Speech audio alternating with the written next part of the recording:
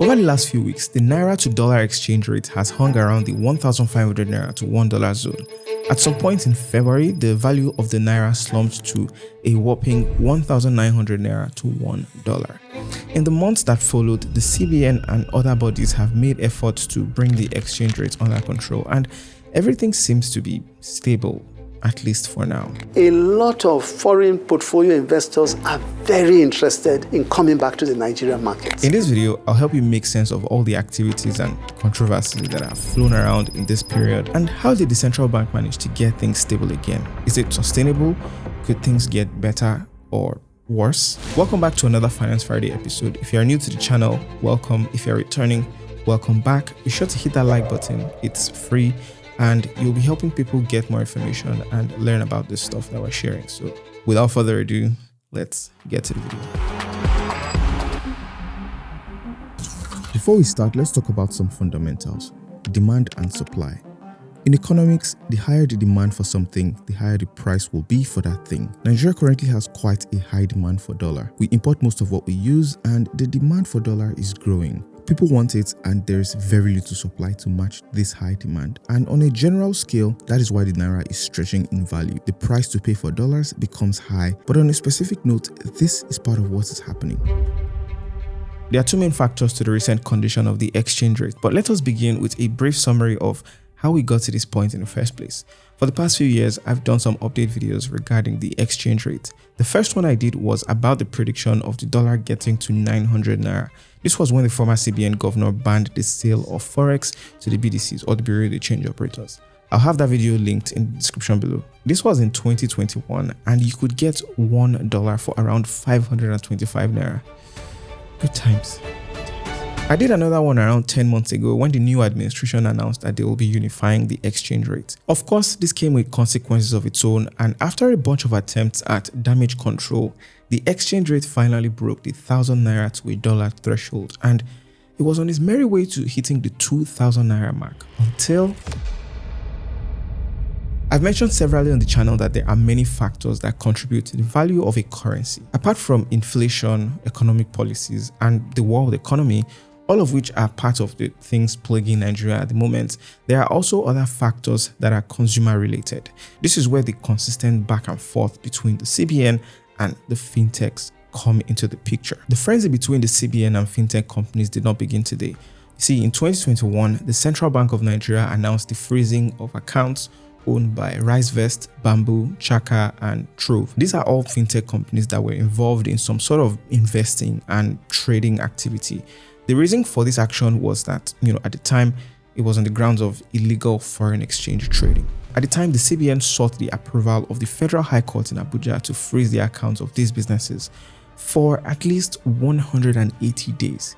In case you are wondering, in case you want to do the math, that is 6 months without access to their funds. The CBN requested the freeze on their accounts while investigations were carried out on the alleged illegal transactions. There are many other factors to consider in this scenario, and while it's great that the regulators were cracking down on possible illegal activities, there is the question of thousands of users that depend on this platform, as well as foreign investors that may have invested in these companies. Well, it did not end there. On the 29th of April 2024, the CBN issued a directive to 4 fintech firms, instructing them to not onboard new customers to their platforms. OPay, PalmPay, Kuda Bank, and MoneyPoint were restricted from accepting any new request for new customers till further notice. That is, until the CBN deems it fit to reverse this directive. Now, if you have funds in these banks, you don't need to panic. Of course, all your money is safe and you should be able to perform transactions as usual. We still use all these platforms. However, if you're going to refer a friend with your link or to get a small token or get people to sign up, you can't do that for now. It's a little too late for that. So why? Why are these banks being restricted? You can take a guess and you'll probably guess right. It's a different year, but we are still facing the same issues. The financial regulators claim that these platforms have been flagged as a potential destination for illicit FX transactions. It's also worth noting that this was happening alongside a crackdown of crypto trading and cryptocurrency platforms, and we'll get to this topic later in the video. The National Security Advisor has consistently raised the security concerns relating to forex and crypto trading, as well as how these fintechs could be a channel for carrying out these illegal transactions. Sources claim that the CBN suspected that crypto traders were leveraging these platforms to disrupt the forex market. They consider this the problem with the dwindling value of the Naira. So, once again, fraud is a problem, and this allegation is not unfounded at all. Considering the complete lack of friction associated with creating accounts on these platforms, it's quite easy to create a new account from the comfort of your home from any of these fintechs. You can open a tier 3 account even, which is the account that can transact up to 5 million naira per day from the comfort of your home. So there's a high tendency for users with ill intentions to take advantage of this opportunity. This has pushed the CBN to pay more attention to the KYC requirements for accounts, as well as anti-money laundering measures in the fintech sector. But this is just one side of the coin, especially considering that out of the 1,146 accounts that were blocked by the EFCC prior to this ban, only 10% were from these fintech platforms. On the other side is a part of the conversation that is quite difficult to ignore, and that is the rapid growth of these platforms. Some analysts believe that a rather ironic reason for the recent scrutiny of these fintechs is a result of their rapid growth. Both the volume of customers and transactions are said to have contributed to the attention that they are getting from the central bank. For context, as of last year, MoneyPoint was already serving more than 1.6 million businesses, and by the end of the year 2023, they had hit 5.2 billion transactions worth more than $150 billion. Wow.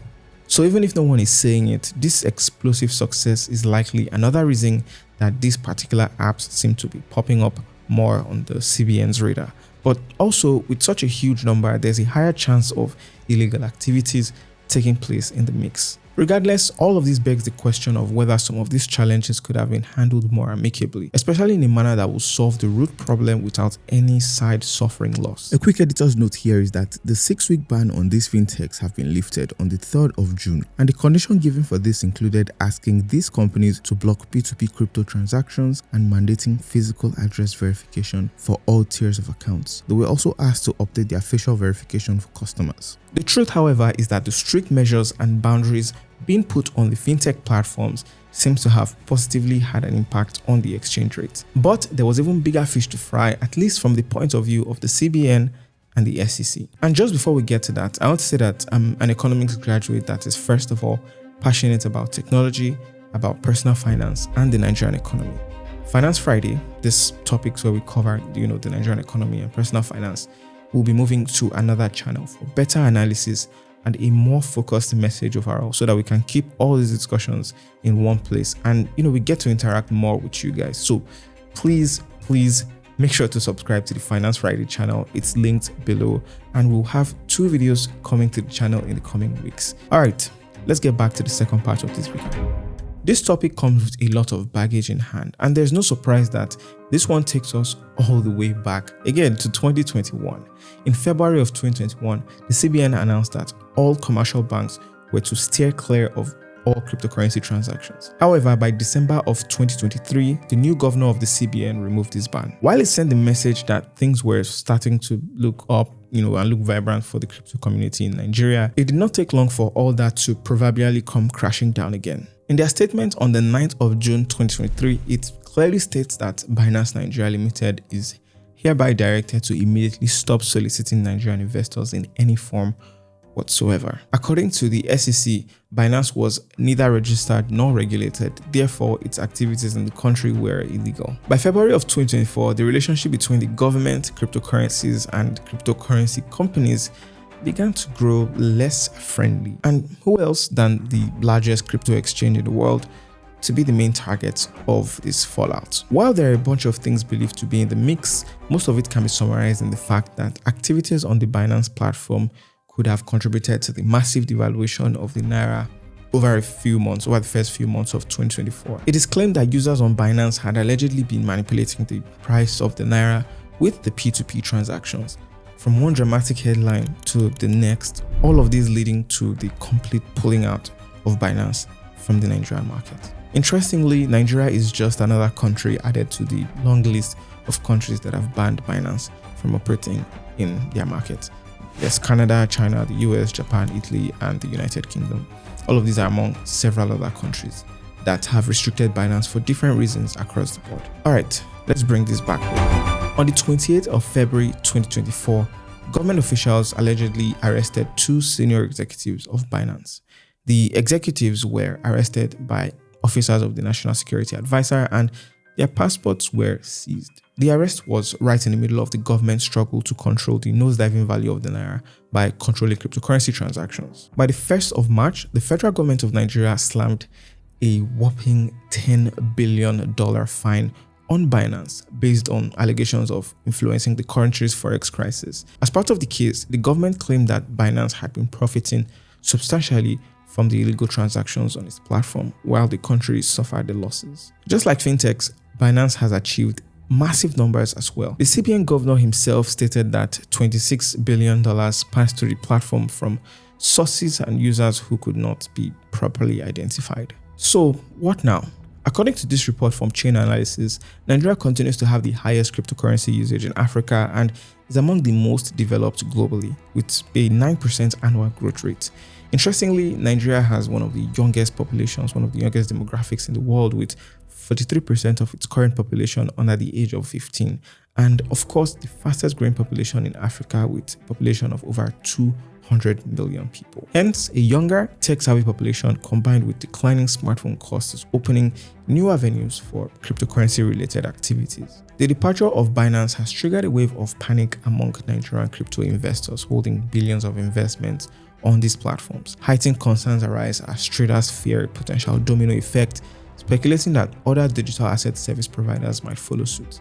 The crypto community watches closely, seeking reassurance and stability in this dynamic financial realm that we are in now. While the downsides exist, these efforts did pay off to an extent, considering that the exchange rate finally started experiencing some stability over the last month. The big question, however, is whether the current solutions are sustainable. And will things start to spiral out of control again? So far, the government has managed to control certain parts of the problem, but it still does feel like we have a long way to go, in getting back to a decent exchange rate. Let me know your thoughts on what has happened so far in the comment section below, and I'll be right there chatting with you guys. It took a while to gather all this research and information into one video, so do well to hit that like button while you're here. It's free, and of course, I'll see you guys in the next video.